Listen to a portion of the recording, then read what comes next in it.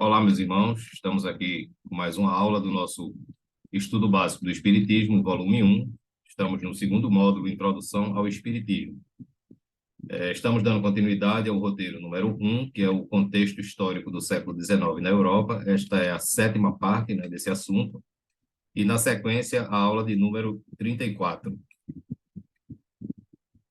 Bom, então, nesse assunto, né, nós estamos vendo a importância, não é, das revoluções, das insurreições que aconteceram, que ocorreram entre o século XVIII e XIX, é, onde tudo se inicia no século XVIII, ali na Europa, e são fatos, não é, que ocorreram na história e trouxeram uma grande importância, né, para a mentalidade humana, para a forma de vida das pessoas, nas questões sociais, políticas, na ciência.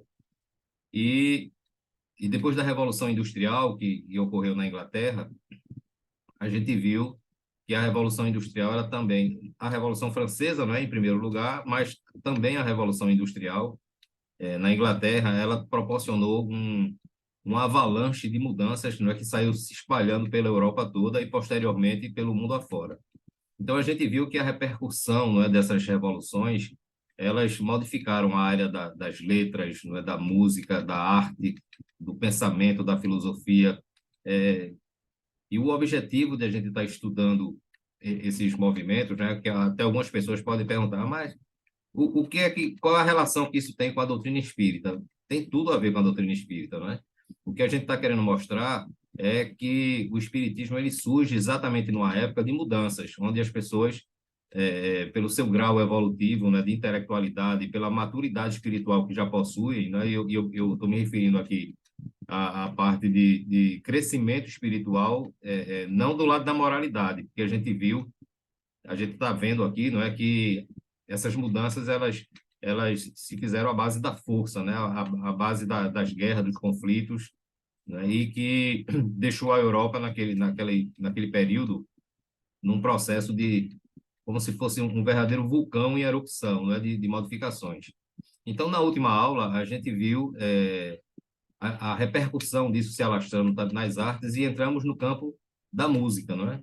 Falamos de alguns compositores, como Richard Wagner, dentre outros, e aqui nós continuamos, né, citando Beethoven, que foi de 1770 a 1827, onde ele homenageia Napoleão Bonaparte em sua nona sinfonia.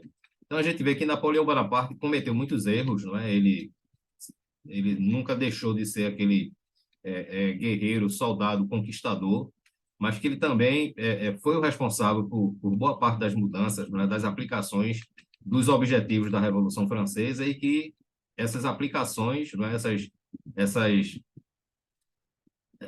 essas formas com que Napoleão adotou na sua forma de governar, né, quando ele deu o golpe, ele também foi o responsável pelas modificações, apesar, repito, não é de ele cometer vários erros, né, de sair conquistando os povos e dominando essa coisa, porque ele nunca abandonou essa sua personalidade. Continuando, a Rapsódia Húngara de Liszt e as Polonaises de Chopin são verdadeiros panfletos de manifestações nacionalistas. O nacionalismo na produção das óperas de Rossini, Bellini e Verdi transmite um apelo pungente à unificação da Itália. Então, veja que a coisa se espalha pela Inglaterra, pela França, pela Alemanha, chega na Itália. Veja como os espíritos disseram, né? Um rastilho de pólvora realmente que sai modificando em todos os lugares, né? Onde vai ocorrendo, vai ocasionando modificações em todos os lugares da Europa. O surgimento dessa forma de ópera determina a passagem da música de câmara para a música dos grandes teatros, onde um grande número de pessoas poderia ter acesso aos espetáculos artísticos.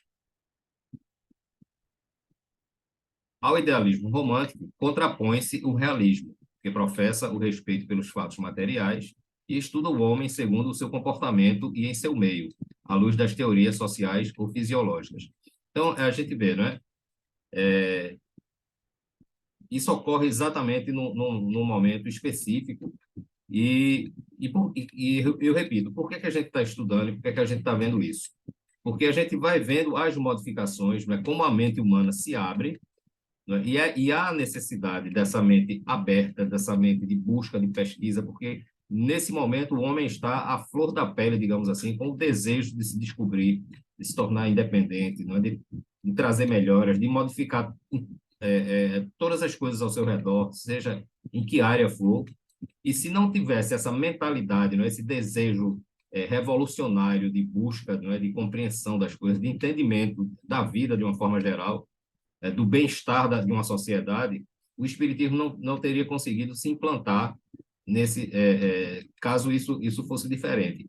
Então, eu repito, o objetivo da gente estudar essas modificações, não é, é por isso que o título é o contexto histórico, é exatamente para mostrar que o espiritismo veio, repito, numa época certa, não é planejada, organizada pela espiritualidade superior, para que ele fosse implantado. A gente vai ver que no decorrer de todas essas modificações vai surgir exatamente o espiritismo, né, que seria o próximo assunto do nosso estudo, seria no meio desses movimentos, né, quando as coisas começam a se acalmar, digamos assim, quando há uma certa estabilidade, não uma estabilidade total, mas uma certa estabilidade nessas modificações, o espiritismo vai chegar, que será o tema após esse aqui que a gente está estudando, tá?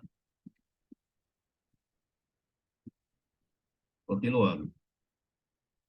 Escritores realistas como Stendhal, Balzac, Flaubert e naturalistas como Zola escreveram romances com pretensões científicas. Zola imita o método científico experimental do biólogo Claude Bernard. Então veja como há uma interação, não é, entre a arte e a literatura de uma forma a literatura e a arte de uma forma geral com a ciência, não é como se fosse e a filosofia principalmente, não é como se elas estivessem andando de mãos dadas nessas modificações. Na segunda metade do século XIX, a pintura europeia passa por uma verdadeira transformação desencadeada pelo movimento chamado impressionismo.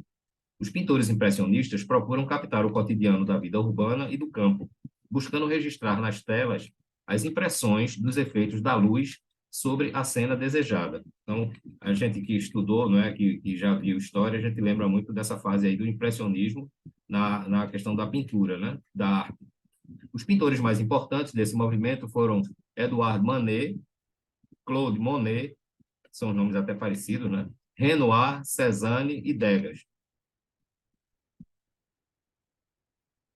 Para Emmanuel, já falamos de Emmanuel aqui, né? Um dos espíritos que participou da codificação e que traz grandes ensinamentos em outras obras, né? Psicografadas por Chico Xavier.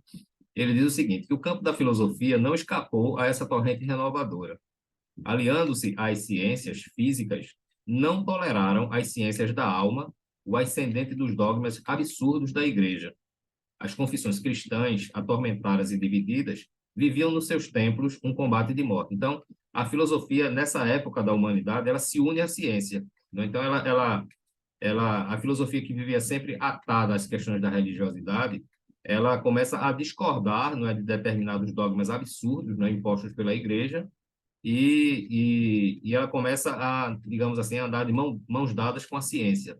Então, é nessa época que a gente vai ver que a filosofia ela se torna muito materialista, não é por causa dessa separação com os dogmas religiosos, não é, impostos naquela época. Longe de exemplificarem aquela fraternidade do Divino Mestre, as religiões, eu estou falando das religiões, né, elas entregavam-se a todos os excessos do espírito de seita. A filosofia recolheu-se, então, no seu negativismo transcendente, aplicando às suas manifestações os mesmos princípios da ciência racional e materialista. Então, o que é que a filosofia faz? Quando ela percebe, não é, quando os filósofos percebem que a igreja estava ultrapassando limites e que muitas coisas que a igreja pregava, né, naquela época e que defendia, não é, eram coisas assim muito mais voltadas aos interesses dos homens e não da própria religião em si. O que é que ela faz? Ela passa a pesquisar e analisar todas as coisas usando os mesmos critérios que a ciência utilizava, ou seja, detalhar, verificar os fatos de forma bem analítica, né, para poder se comprovar que aquilo realmente era verdade. Então, com isso a gente encerra aqui essa sétima parte. Vamos continuar na oitava parte, não é, na próxima aula, e desejamos a todos um grande abraço.